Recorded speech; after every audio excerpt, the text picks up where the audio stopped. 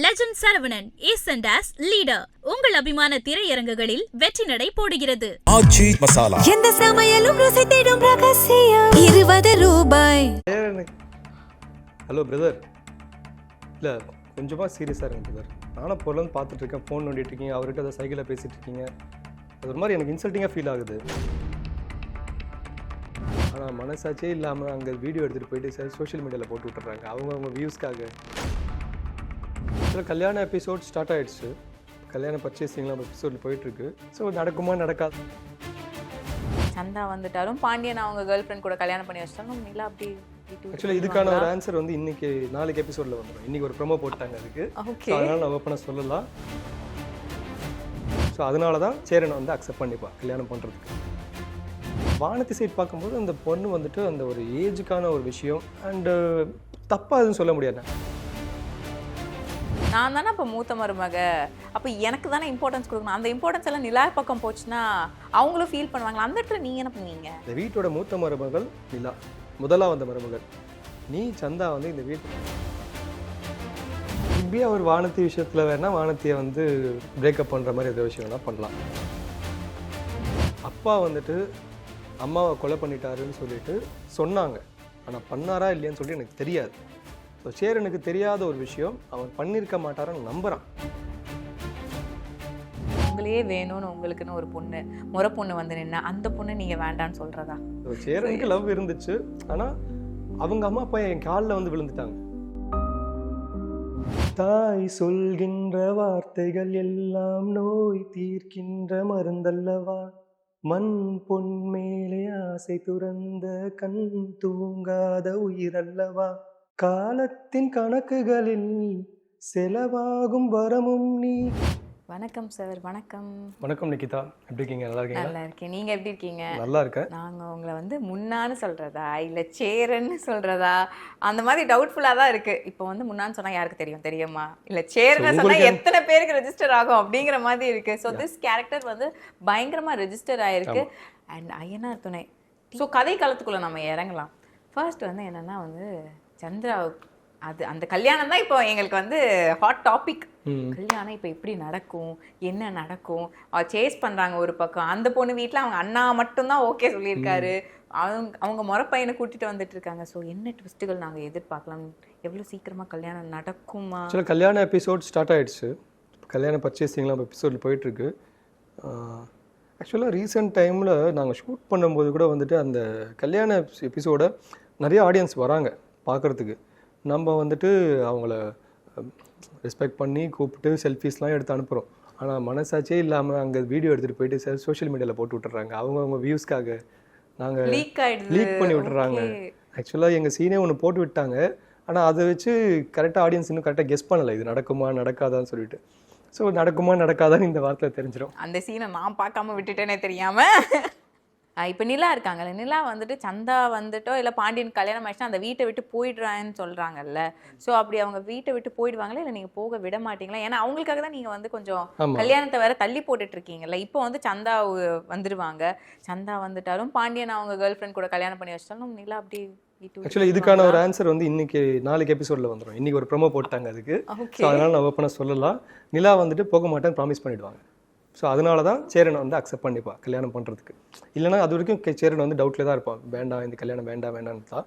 நிலா வந்து இல்லை நான் போக மாட்டேன் ப்ராமிஸ் பண்ணேன், இனிமேல் இந்த வீட்டில் நானும் ஒரு ஆளுன்னு ப்ராமிஸ் பண்ணுறதுக்கு அப்புறம் தான் சேரன் வந்து சந்தோஷமாக அந்த கல்யாணத்துக்கு ஒத்துப்பா. ஆனால் சேரன் ரோல் இருக்குது பாருங்களேன். அவர் வந்துட்டு எல்லாருக்காகவும் யோசிக்கிறாரு. தனக்கு யோசிக்கிறாரோ இல்லையோ, நீங்கள் அந்த வானத்தை போல விஜயகாந்த் மாதிரி தான் எல்லாருக்காகவும் உங்கள் தம்பிகளுக்காக தான் யோசிக்கிறீங்க. உங்கள் ரியல் லைஃப்பில் வந்து அந்த ஒரு ரிசம்லன்ஸ் இருக்கும்ல. நான் என்னோட சிஸ்டர்ஸோ என் பிரதர்ஸ்க்கோ நான் வந்துட்டு இப்படி தான் இருப்பேங்கிறது தான் அந்த வானத்தை போல். இல்லைன்னா சேரன் கேரக்டர் தான் உங்கள் ரியல் லைஃப்லேயும் இருக்குமா? இல்லை எப்படி நீங்கள் உங்கள் பிரதர்ஸ் அண்ட் சிஸ்டர்ஸ் கூட எப்படி இருப்பீங்க? ஆக்சுவலாக எங்கள் வீட்டில் நான் தான் லாஸ்ட்டு. ஸோ எங்கள் அண்ணா அக்கா வந்துட்டு ரொம்ப நல்லா எல்லாருமே கேரிங்காக சப்போர்ட்டிங்காக பாசமாக இருக்கக்கூடிய வீடு தான் எங்களுது. எங்களது ஒரு ஜாயின்ட் ஃபேமிலி. நான் நிறைய இன்டர்வியூஸ்னு சொல்லியிருக்கேன், எங்களது ஒரு ஜாயின்ட் ஃபேமிலி தான். ஸோ எனக்கு முன்னாவாக இருந்து சேரனாக மாறுறதுக்கான அந்த விஷயங்கள் வந்துட்டு அந்த ஒரு டிரான்சிஷன் வந்து ரொம்ப பெருசாக இல்லை, ரொம்ப ஈஸியாக தான் இருந்துச்சு. அண்ட் என்னுடைய தம்பிகள் அரவிந்த், அருண், பர்வேஷும் இதே தான் சொல்லுவாங்க. நீங்கள் ஆஃப் த ஸ்க்ரீனில் இருக்கிறது தான் ஆன் த ஸ்க்ரீன்லேயும் இருக்கீங்க, அதனால் வந்துட்டு பெருசாக டிஃப்ரென்ஸ் எங்களுக்கு தெரியல. பிகாஸ் நான் நிஜத்துலேயே அப்படி தான் இருப்பேன்றதுனால எனக்கு அந்த கேரக்டருக்காக பெருசாக எதுவும் மாற்ற வேண்டிய அவசியங்கள் இல்லை. நான் நார்மலாக பேசுகிறதும் அப்படி தான் இருக்கும். என்னோடய டாக்ஸும் வந்துட்டு நான் நிறையாவே வந்து சேரன் வந்து பார்த்திங்கன்னா உங்களுக்கு எல்லாருக்கும் மரியாதை கொடுத்து தான் பேசுவாள். ஸோ நான் என்னோடய ரியல் லைஃப்லேயும் அப்படி தான். என் தம்பிங்களும் சரி, சேரனாவது பரவாயில்ல, பாண்டி, பல்லவனை, பர்வேஷ் இது எல்லாரையுமே வாடா போடான்னு கூப்பிடுவான். நான் அவங்கள அப்படி கூட கூப்பிட மாட்டேன். நான் வாங்கப்பா போங்கப்பான்னு தான் கூப்பிடுவேன். ஸோ என்னோட ரியல் லைஃப்பும் அந்த சேரன்ன்ற கேரக்டரோட இதுவும் நிறையவே சிங்க் ஆச்சுன்னு இருந்தால் தான் அந்த கேரக்டர் நான் கரெக்டாக பண்ண முடியுது. Okay, even I hate the question like நம்ம ஒரு நம்மளோட செல்ஃப் கேரக்டர் ஒன்று இருக்கும், நம்ம ஒரு நேச்சரில் ஒன்று இருப்போம், நம்ம அந்த கேரக்டராக மாறணும்னா அதுக்காக ஒரு ஹோம் ஒர்க் பண்ணணும் அப்படிங்கிறது. உங்கள் ஹோமே ஒரு ஒர்க், உங்களுக்கு அங்கேயே ஒரு ஹோம் ஒர்க் வந்துடுது ஏதோ ஒரு இடத்துல. So that's nice.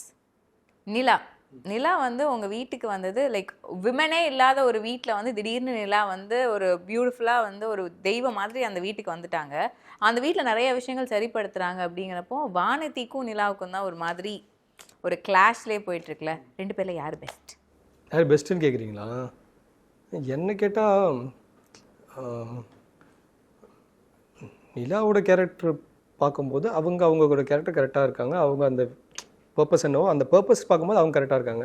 Vanathi side பார்க்கும்போது அந்த பொண்ணு வந்துட்டு அந்த ஒரு ஏஜுக்கான ஒரு விஷயம் அண்டு தப்பாக எதுவும் சொல்ல முடியாது. நான் வானதியை நெகட்டிவாகவே நம்ம எங்கேயும் சொல்ல முடியாது.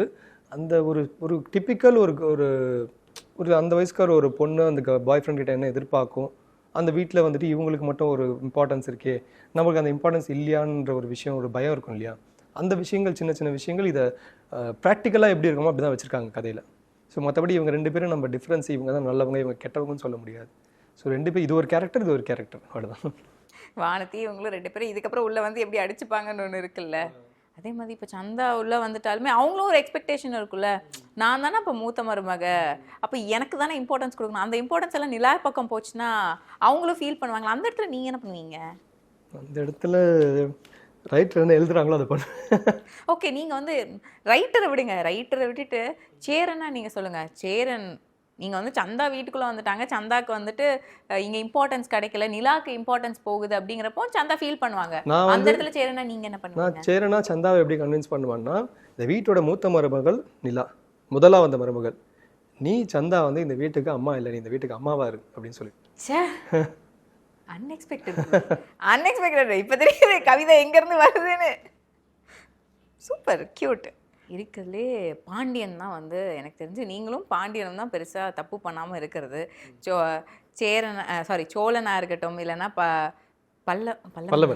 பல்லவன் அவங்களா இருக்கட்டும், அவங்கெல்லாம் ஏதோ ஒரு விஷயத்தில் ஒரு பக்கம் ஏதோ ஒரு விஷயத்தில் ஒரு தப்பு பண்ணிகிட்டே இருப்பாங்க. நீங்கள் தான் வந்து நீங்களும் சரி பாண்டியனும் சரி பெருசாக வந்து தப்பு பண்ணதில்லை. பாண்டியனுக்கு வந்து எதனா மிஸ்டேக்ஸ் பண்ணுற மாதிரி எக்ஸ்பெக்ட் பண்ணலாமோ, இருக்குமோ? ஏன்னா வந்து பல்லவன் வந்து அந்த பொண்ணை வந்து லாட்ஜ் கூட்டிகிட்டு போய் அது ஒரு சம்பவமாகி பிரச்சனை ஆயிடுச்சு. இன்னொன்று பக்கம் வந்து சோழனாக இருக்கட்டும், சோழன் வந்து நிறைய விஷயங்கள் வந்து தப்பாக பண்ணுவாங்க, பொய் சொல்லுவாங்க, அந்த மாதிரி நிறைய விஷயம் இருக்குல்ல அவர் பண்ணுறது. ஸோ இப்படி இருக்கிறப்போ பாண்டியன் மட்டும் நம்ம எதுக்கு விட்டு வைக்கணும்? அவரும் எதனா ஒன்று பண்ணட்டுமே அப்படின்னு எதனா ஒன்று நாங்கள் எதிர்பார்க்கலாமா? இப்படி அவர் வானதி விஷயத்தில் வேணா வானதியை வந்து பிரேக்கப் பண்ணுற மாதிரி எதோ விஷயம் வேணா பண்ணலாம். வானதியை பிரேக்கப்பா அது வேணா பண்ணலான்னு சொல்கிறேன். தப்பு பண்ணுற மாதிரி இருந்தால் அது வேணா, அது ஒன்று தான் இருக்கும், வேற எதுவும் இருக்காது எனக்கு தெரிஞ்சு.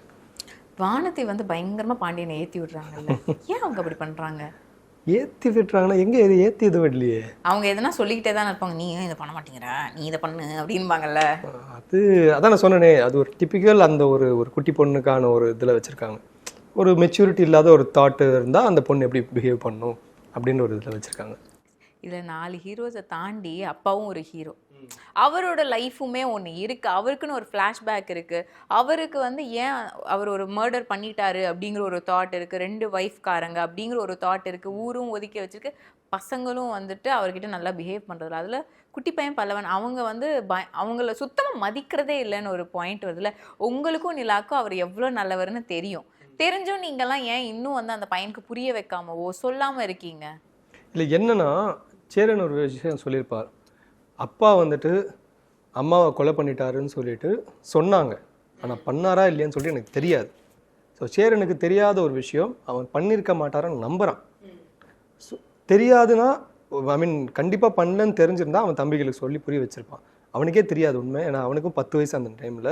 ஸோ உண்மை எது பொய் எதுன்னு தெரிஞ்சிக்கக்கூடிய வயசு கிடையாது. ஆனால் அப்பா பண்ணியிருக்க மாட்டாருன்ற ஒரு நம்பிக்கை, அந்த நம்பிக்கையில் அவன் அப்பா மேலே நான் பாசம் காட்டுறான், அப்பாவை வந்து மதிக்கிறான். இவங்க வந்துட்டு அந்த விஷயத்த வந்துட்டு அவரை பண்ணியிருப்பாங்கன்றத இவங்க நம்புறதுனால இவங்க வந்து மதிக்க மாட்டுறாங்க. அவர் வந்து பாசம் காமிக்க மாட்டார் எங்கேயுமே. அவர் வந்து ஒரு ஸ்வாகாகவே இருப்பார். அதனால வந்து அந்த ஸ்வாக்கு இவங்க ரிப்ளை கொடுத்துக்கிறாங்க.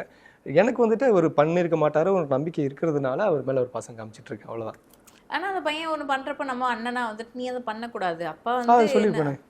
இருந்தாலும் அப்பாக்கு கிளாரிட்டி கொடுக்கணும்ல, அப்பா நல்லவர் தான்டா, நீங்களாம் தானே தப்பா புரிஞ்சிட்டு இல்லை அது நல்லவர் தான்னா, அதான் நான் சொன்னேன் இல்லையா, இப்போ அவர் வந்து எங்கேயுமே ஓப்பனாக பாசத்தை காமிச்சிருக்க மாட்டார். அவர் காமிச்சிருந்தாருன்னா இவங்களுக்கு நம்ம இது இப்படி பண்ணார்லன்னு புரிய வைக்கலாம். அவர் ஸ்வாகாக இருக்கிறதுனால, அவர் இது எல்லாரும் திட்டிகிட்டே இருக்கிறதுனால நான் வந்துட்டு நமக்கு இவங்களுக்கு எக்ஸ்பிளைன் பண்ணுறதுக்கான ஒரு பாயிண்ட் அந்த இடத்துல இல்லைல்ல. ஸோ இவர் இப்படி தானே இருக்காருன்னு சொல்லிட்டு அவங்க பார்த்துட்டு இருக்காங்க இல்லையா. ஸோ அதனால நமக்கு அந்த இடத்துல கிளாரிஃபிகேஷன் கொடுக்கறதுக்கான பாயிண்ட் இல்லை. ஸோ வந்து இந்த சீரியலில் வந்து உங்களோட கேரக்டர் வந்து ஒரு மேஸ்திரி அந்த மாதிரி ஒரு ரோல் பண்ணுறப்போ அதில் இருக்கிற ஒரு டிஃபிகல்ட்டிஸ்ன்னு ஒன்று இருக்கும். அதில் நீங்கள் என்ன ஃபேஸ் பண்ணீங்க? ஏன்னா அந்த கேரக்டருக்கு நம்ம அதை பண்ணுவோம், பட் அதுக்குள்ளே இறங்கி நம்ம பண்ணுறப்ப தான் இதில் இவ்வளோ கஷ்டம் இருக்கா அப்படின்றது நமக்கு ஒன்று தெரியும்ல. So what was it?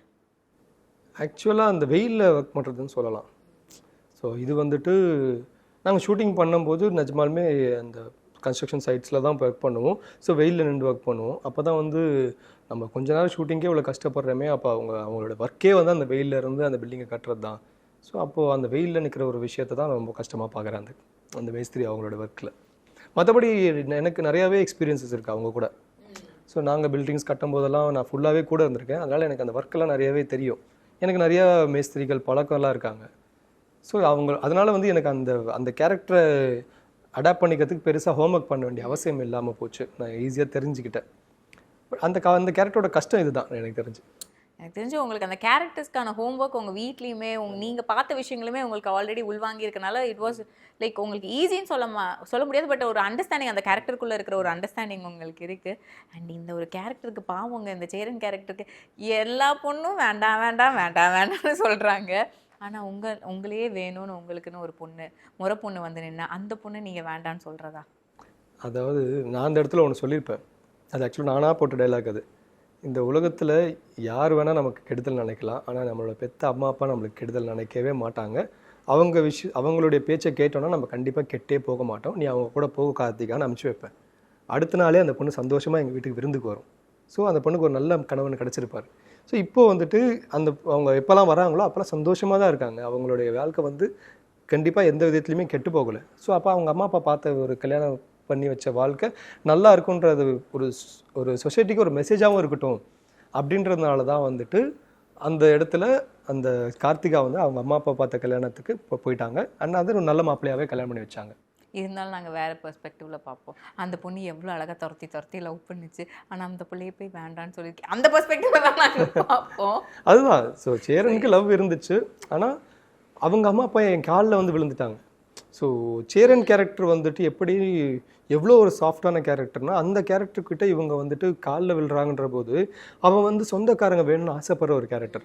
அப்படின்ற போது அந்த சொந்தக்காரங்க வந்து இவங்க காலில் விழுந்து என் பொண்ணை விட்டுடுன்னு கேட்டதுக்கு அப்புறமும் இந்த சொந்தத்தை எதிர்த்து அந்த பொண்ணை கல்யாணம் பண்ணிக்க மாட்டாங்க. ஸோ அதுதான் அந்த கேரக்டருடைய ஒரு லைவ்னஸ் தான். ஸோ வேண்டான்னு சொல்லிட்டான். அண்ட் அகைன் நீங்கள் சொன்ன மாதிரி எல்லா பொண்ணுலாம் சேரனை வேண்டான்னு சொல்லிங்க. ஒரு பொண்ணு வந்துட்டு நீங்கள் கூட்டு குடும்பமாக வேண்டாம் தனியாக வாங்கன்னு சொன்னாங்க. வானத்தை போல மாதிரி தான். விஜயகாந்த் சாரை அந்த ஹீரோயின் வேணான்னு சொல்லியிருக்க மாட்டாங்க, உங்கள் தம்பிகள் வேண்டான்னு தான் சொல்லியிருப்பாங்க. ஸோ அதே மாதிரி சொன்னதுனால தான் சேரன் வேணான்னு சொல்லிட்டான். இன்னொன்று வந்துட்டு சேரனுடைய அந்த ஒரு சாஃப்ட்னஸ் பிடிக்காம ஒரு பொண்ணு வந்துட்டு சொல்லியிருக்கோம், அவ்வளோதான். மற்றபடி சேரனை வேணான்னு சொல்லுவாங்க, எல்லாருமே வீட்டுக்காக தான் வேணான்னு சொல்லியிருப்பாங்க. ஸோ வந்து இப்போ எங்களுக்கு வந்து உங்களோட ஒரு கோவமான சைடு நாங்கள் பார்க்கணும். ஏன்னா ரொம்ப சேரன் நீங்கள் ரொம்ப சாஃப்டாக இருக்கீங்க. அதை தாண்டி இப்போ நீங்கள் எனக்கு வந்து நீங்கள் ஒரு கோவமாக இருக்கணும், ஃபியர்ஸியாக அப்படியே அடிச்சு உடைக்கிற அளவுக்கு அந்த கோவத்தை நாங்கள் பார்க்கணும். ஹலோ பிரதர், இல்லை கொஞ்சமாக சீரியஸாக இருங்க பிரதர். நானும் பொருள் பார்த்துட்ருக்கேன், ஃபோன் நோண்டிட்டு இருக்கீங்க, அவர்கிட்ட அதை சைக்கிளில் பேசிகிட்டு இருக்கீங்க. அது ஒரு மாதிரி எனக்கு இன்சல்ட்டிங்காக ஃபீல் ஆகுது. என்ன பேட்டரி இல்லைன்னா நீங்கள் அதெல்லாம் போட்டு வச்சுக்கணும்ல, ஒரு 2-3 வச்சுக்கோங்க. வர மாட்டேங்குதுங்க, டக்குனு சிரிப்பு வந்துடுது. But it's okay. ஏன்னா நீங்க சாஃப்டா இருந்திருந்து எனக்கு தெரிஞ்ச உங்களுக்கு அந்த ஒரு கோவமான ஒரு விஷயம் வந்து வர மாட்டேங்குதுன்னு நினைக்கிறேன். நான்லாம் வந்துட்டு உங்களுக்கு அது உங்க நேச்சர்லயே அது இல்லைன்னு நினைக்கிறேன். அப்ப திடீர்னு உங்களுக்கு வந்து நீங்க வந்து கவிதை எல்லாமே எழுதியாச்சு, பாடலும் பாடிட்டீங்கன்னா கண்டிப்பா பாட்டும் பாடுவீங்கன்னு நினைக்கிறேன். இவ்வளோ விஷயங்கள் இருக்குல்ல, டான்ஸ் ஆடுறீங்க, கராத்தே இருக்கு, ஒரு பக்கம் டைரக்ஷன் இருக்கு, ஆக்டிங் இருக்கு, கவிதை எழுதுறீங்க. அப்போ ஒன்று தான் மிஸ் ஆகுது. பாட்டு நம்ம சும்மா பாத்ரூம்ல பாடுறது தான். வேணா ஒரு 2 பேருக்கு சூப்பருங்க, சூப்பர். நல்லா இருக்காது, அட்ஜஸ்ட் பண்ணிக்கோங்க. ஆக்சுவலாக நான் வாட்டி அண்டாக்கா கசம் ஷோவில் போய் பாடியிருந்தேன். மகா பாடினது கேட்டார் பாடுங்க அப்படின்னு சொல்லிட்டு. அப்போ எனக்கு பிடிச்ச ஒரு சாங் அம்மா சாங். தாய் சொல்கின்ற வார்த்தைகள் எல்லாம் நோய் தீர்க்கின்ற மருந்தல்லவா, மண் பொன் மேலே ஆசை துறந்த கண் தூங்காத உயிரல்லவா, காலத்தின் கணக்குகளில் செலவாகும் வரமும் நீ, சுழல்கின்ற பூமியின் மேலே சுழலாத பூமியும் நீ, இறைவா நீ ஆணையிடு தாயே எந்தன் மகளாய் மாற. எனக்கு ரொம்ப பிடிச்ச song. I think you like your mom a lot. எப்போ அந்த அம்மா கவிதையா இருக்கட்டும், அது உங்களுக்கு அப்படியே அப்படியே நிக்குது, இங்க அப்படியே ஸ்டக்காகி நிக்குது. அதே மாதிரி பாடல்களுமே யாருக்கு தாங்க பிடிக்காது, நாய் பண்ணையை கூட அம்மா பிடிக்கும். என் ஒய்ஃபே வந்துட்டு கால்ஸ்லாம் பண்ணாலுமே நான் அதிகமாக பேசவே மாட்டேன். எனக்கு என்னென்னா நிறைய டாக்டிவ் கிடையாது நான். ஸோ அதனால் வந்துட்டு பேச்சுகள் கம்மியாக இருக்கும், ஆனால் லவ் வந்து அதிகமாக இருக்கும்.